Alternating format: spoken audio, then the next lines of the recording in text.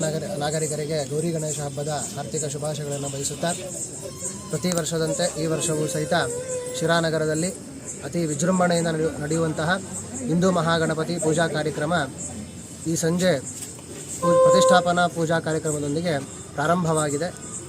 ಪ್ರತಿ ವರ್ಷದಂತೆ ಈ ವರ್ಷವೂ ಸಹಿತ ಗಣೇಶ ಉತ್ಸವವನ್ನು ಬಹಳ ವಿಜೃಂಭಣೆಯಿಂದ ನಾವು ಹಮ್ಮಿಕೊಂಡಿದ್ದೇವೆ. ನಮ್ಮ ಶಿರಾನಗರದಲ್ಲಿ ಯಾವುದಕ್ಕೂ ಕಮ್ಮಿ ಇಲ್ಲ. ಆಚರಣೆ ಇರಬಹುದು, ಹಬ್ಬ ಇರಬಹುದು ಅಥವಾ ಉತ್ಸವ ಇರಬಹುದು, ಇವೆಲ್ಲವನ್ನು ನಾವು ನಮ್ಮ ಸ್ವಂತ ಅಂದ್ಕೊಂಡು ಅತಿ ಉತ್ಸಾಹದಿಂದ ನಾವು ಮಾಡ್ತಾ ಇದ್ದೀವಿ. ಆದರೆ ಏನಾಗಿದೆ, ನಮ್ಮ ಶಿರಾ ತಾಲೂಕಿನಲ್ಲಿ ಬೇರೆ ಕಡೆ ನಡೆಯತಕ್ಕಂತಹ ಉತ್ಸವಗಳಿಗೆ ನಾವು ಜಾಸ್ತಿ ಹೋಗಿ ಅಲ್ಲಿ ಆ ಉತ್ಸವವನ್ನು ವಿಜೃಂಭಣೆ ಮಾಡ್ತಾ ಇದ್ದೀವಿ.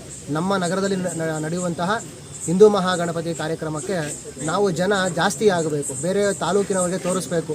ಶಿರಾದಲ್ಲಿ ಆ ತಾಲೂಕಿನವರು ಇದ್ದು ಎಷ್ಟು ಜನ ಸೇರಿ ವಿಜೃಂಭಣೆಯಿಂದ ಈ ಗಣೇಶೋತ್ಸವವನ್ನು ಮಾಡಿದ್ದಾರೆ ಅಂತ ನಾವು ಅವರಿಗೆ ತೋರಿಸ್ಕೊಟ್ಟು ಅವರಿಗೆ ನಾವು ಮಾದರಿ ಆಗಬೇಕು. ಬಿಟ್ಟರೆ ನಾವು ಇಲ್ಲಿಂದ ಆ ಬೇರೆ ಊರಿಗೆ ಹೋಗಿ ತುಮಕೂರಿಗೆ, ಟಿಪ್ಟೂರಿಗೆ ಅಥವಾ ದುರ್ಗದ ಗಣಪತಿಗೆ ಅಥವಾ ಶಿವಮೊಗ್ಗ ಗಣಪತಿಗೆ ಹೋಗಿ ನಾವು ಆ ಉತ್ಸವಗಳನ್ನು ವಿಜೃಂಭಣೆ ಮಾಡೋದಲ್ಲ.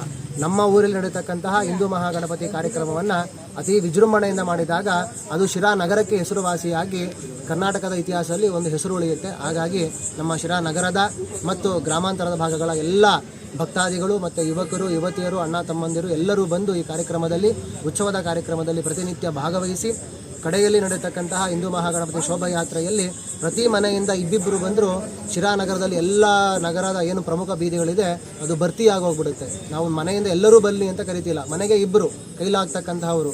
ಎಲ್ಲರಿಗೂ ಇವತ್ತು ದೃಶ್ಯ ಮಾಧ್ಯಮ ಇದೆ ಅಥವಾ ಪತ್ರಿಕಾ ಮಾಧ್ಯಮ ಇದೆ, ಎಲ್ಲರೂ ಮನೆಯಲ್ಲಿ ಕೂತು ನೋಡಬಹುದು. ಆದರೆ ನಾವು ನಮ್ಮ ನಗರದಲ್ಲಿ ನಡೆಯತಕ್ಕಂತಹ ಅತಿ ವಿಜೃಂಭಣೆಯ ಉತ್ಸವಕ್ಕೆ ನಾವು ಬಂದಾಗ ಅದು ಇನ್ನೂ ವೈಭವಪೇತವಾಗಿ ಚೆನ್ನಾಗಿ ನಡೆಯುತ್ತೆ. ಹಾಗಾಗಿ ಶಿರಾ ಹಿಂದೂ ಮಹಾಗಣಪತಿ ಭಕ್ತ ಮಂಡಳಿಯಿಂದ ತಮ್ಮ ಎಲ್ಲರಿಗೂ ಹೃದಯಪೂರ್ವಕವಾಗಿ ಕಾರ್ಯಕ್ರಮಕ್ಕೆ ಬನ್ನಿ ಅಂತ ನಾವು ಆಹ್ವಾನ ಕೊಡ್ತಾ ಇದ್ದೀವಿ. ಎಲ್ಲರೂ ಬಂದು ಮಹಾಗಣಪತಿ ಕೃಪೆಗೆ ಪಾತ್ರರಾಗಿ ಅಂತ ನನ್ನೆರಡು ಮಾತುಗಳನ್ನು ಮುಗಿಸ್ತೀನಿ.